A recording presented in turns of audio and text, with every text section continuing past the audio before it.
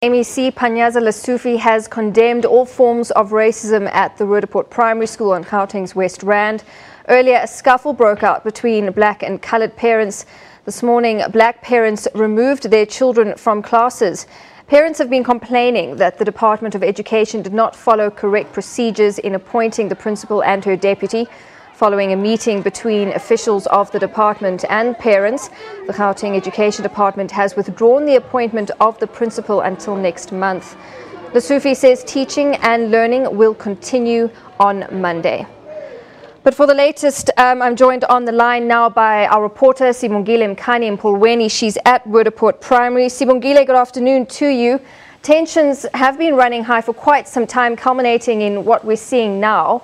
There were earlier reports of shootings at the school, but it turns out to just been scuffles. What can you tell us?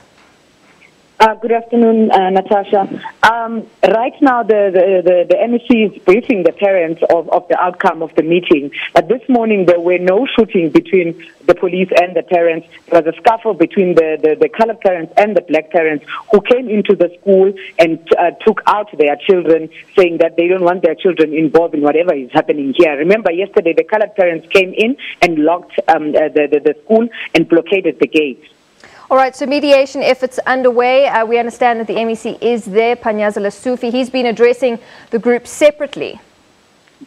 Yes, the MEC addressed the colored group and then the black group, and then he met with both groups at the same time, where he had resolved yesterday with the colored group that Mr. Phillips, who was acting before Mrs. Molefe, the black principal, was appointed, would be acting, but the black group said no.